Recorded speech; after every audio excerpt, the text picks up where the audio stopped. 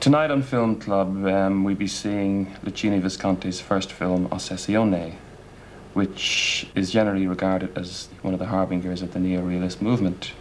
It was made during the fascist period in Italy, and it was subject to censorship, and then it had massive problems with regard to its international release.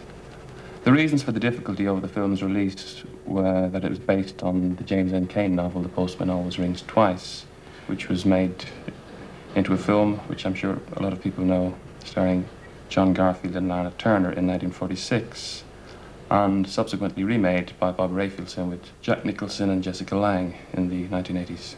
The Visconti film was seen for the first time in British cinemas last year when it was released in its fully assembled version.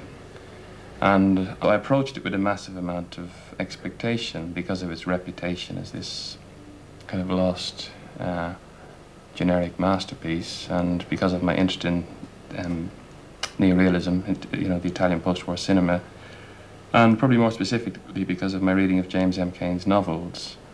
And what I'd come to expect from the novels of James M. Cain, from Serenade and from Double Indemnity, and particularly The Postman Always Rings Twice, was this sense of existential, steamy passion, where you had two characters who were basically devouring each other in a room, and you weren't aware of any broader social context or any relevance, or even any moral relevance to the characters' actions other than their desire for each other. And somehow by broadening the entire context of the story, Visconti has introduced obviously the elements that give the film its reputation. Its depiction of low-life environments of working-class rural Italy, the placing, the connection between human emotion and landscape, which is quite wonderful in the film. But I found it interesting that by doing that, in some way by, I suppose, explaining the motivations of the characters in terms of their social backgrounds, the central kind of passionate heart of the movie had become less steamy and more elegiac. The central obsession that one has come to connect with Cain is that of a man and a woman who follow passion wherever it may lead them, whatever the consequences. And the fascinating thing about L'Ossessione is the fact that Visconti manages to turn this central issue into something quite different.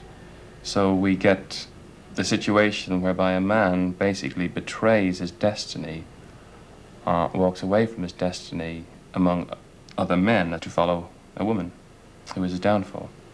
He introduces a character called the Spaniard, a wonderful, playful, kind of vagrant salesman, and there's a strong, what we would call nowadays, I suppose, homoerotic content to that relationship, which in many ways is the strongest part of the movie, the strongest relationship in the film.